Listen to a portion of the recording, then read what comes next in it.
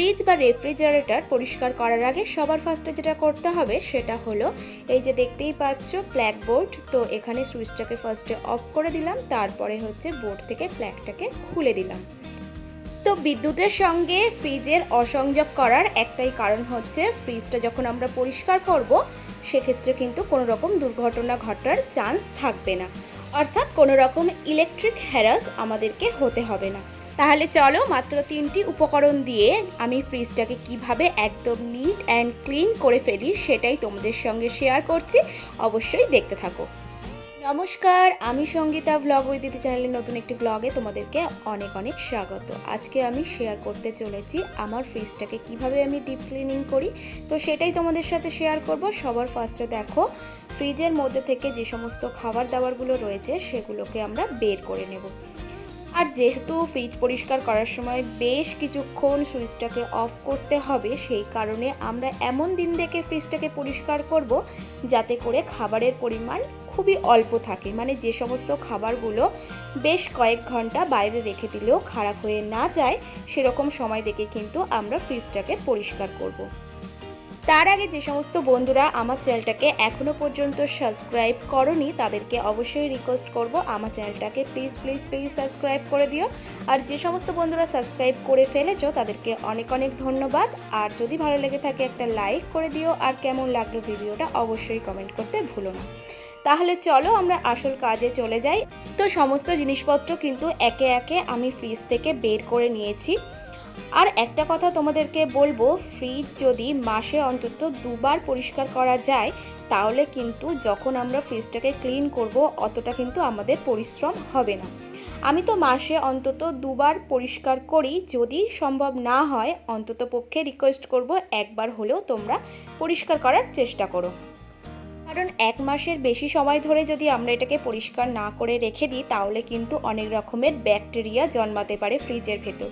আর যেহেতু আমরা এর মধ্যে খাবার দাবার রাখি তাই ব্যাকটেরিয়া মুক্ত রাখাটা অবশ্যই দরকার।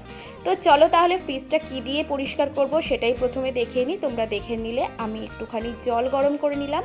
আর জলটা কিন্তু খুব বেশি গরম করব না, একদম ঈষৎ উষ্ণ গরম করব। তার মধ্যে দিয়ে দিচ্ছি দেখো একদম ছোট একটা চামচের 4 চামচ মতো খাওয়ার সোডা। ফ্রিজ পরিষ্কার করার জন্য ফ্রিজের ভেতরে আমরা কোনো রকম ডিটারজেন্ট বা অন্য রকম কোনো কিছু ইউজ করব না, কারণ যেহেতু আমরা এর মধ্যে খাবার জিনিস রাখবো তাই জন্য এমন কিছু জিনিস ইউজ করব না যেটার মধ্যে কেমিক্যাল থাকে। আর এই খাওয়ার সোডার মধ্যে দিয়ে দিচ্ছি দেখো পাতিলেবুর রস। আর যেই খোলাটাও কিন্তু আমি জলের মধ্যে রেখে দিচ্ছি। তোমাদের মনে প্রশ্ন জাগতেই পারে খোলাটা আবার কি কাজে লাগবে, অবশ্যই কাজে লাগবে, দেখতে থাকো বন্ধুরা। আর এটাকে আমি ভালো করে মিক্সড করে নিলাম। আর আমি ফ্রিজটাকে পরিষ্কার করব কোনো স্কচব্রাইট দিয়ে নয়, একটা নরম সুতির কাপড় দিয়ে পরিষ্কার করব। কারণ যদি কোনো স্কচব্রাইট দিয়ে পরিষ্কার করি তাহলে কিন্তু ফ্রিজের ভেতরে দাগ হয়ে যেতে পারে। তো দেখো আমি ওই জলটা দিয়ে ভালো করে কাপড়টা ভিজিয়ে নিয়ে বেশ ভালো করে কিন্তু ঘষে ঘষে পরিষ্কার করে নিচ্ছি। আর এতে করে কিন্তু ফ্রিজের ভেতরে যে সমস্ত ব্যাকটেরিয়াগুলো আছে সেগুলো কিন্তু একদম পরিষ্কার হয়ে যাবে। কারণ এর মধ্যে আমি ইউজ করেছি ঈষৎ উষ্ণ গরম জল, তার সঙ্গে লেবু। তো লেবু কিন্তু আমাদেরকে ব্যাকটেরিয়া আর কি মেরে ফেলতে সাহায্য করে। আর যেহেতু খাওয়ার সোডা আছে সেটাও কিন্তু একদম কেমিক্যাল মুক্ত, তো কোনো রকম কিন্তু খাবার দাবার রাখার ক্ষেত্রে অসুবিধে হবে না। দেন আমি যে লেবুর খোলাটা রেখেছিলাম সেটা এই ধারগুলো পরিষ্কার করার জন্যই রেখেছিলাম, কারণ খোলাটা একটু শক্ত ধরনের, তো এগুলো পরিষ্কার করতে কিন্তু বেশ সাহায্য করে। আর এরপর দেখো আমি বাইরেটাও একেবারে পরিষ্কার করে নিলাম। দেন ফ্রিজের মাথাটাও কিন্তু আমি ভালোভাবে একটুখানি ক্লিন করে নিচ্ছি। ওকে, ফ্রিজের ভেতরটা যেরকম পরিষ্কার রাখা উচিত ফ্রিজের বাইরেটাও কিন্তু অবশ্যই পরিষ্কার রাখা উচিত। কারণ ফ্রিজের বাইরেটা, বিশেষ করে ফ্রিজের মাথাটায় যদি হাবিজাবি জিনিসপত্রে আর কি রাখা থাকে তাহলে কিন্তু দেখতে একদমই ভালো লাগে না। তো আমরা অবশ্যই চেষ্টা করব ফ্রিজের মাথাটা এমনভাবে রাখতে যাতে করে এর সৌন্দর্য বজায় থাকে।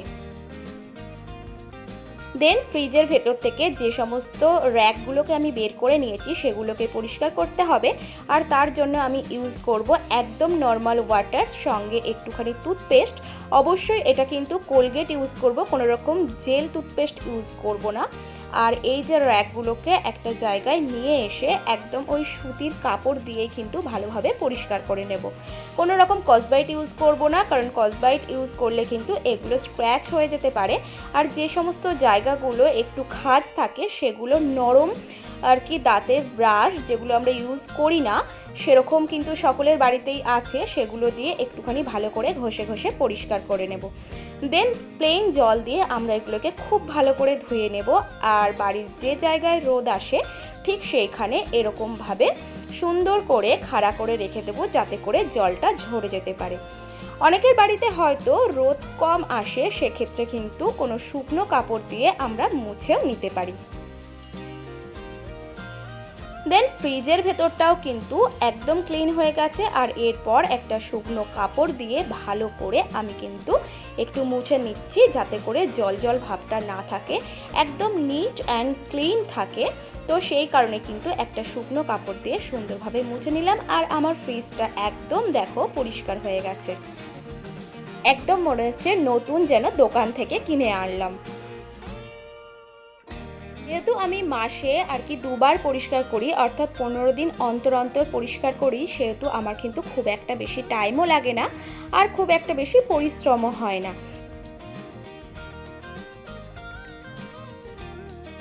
আর এই যে নিচে যে ড্রয়ারটা তোমরা দেখতে পাচ্ছ, এটার মধ্যে আলু পেঁয়াজ রাখা যেতে পারে।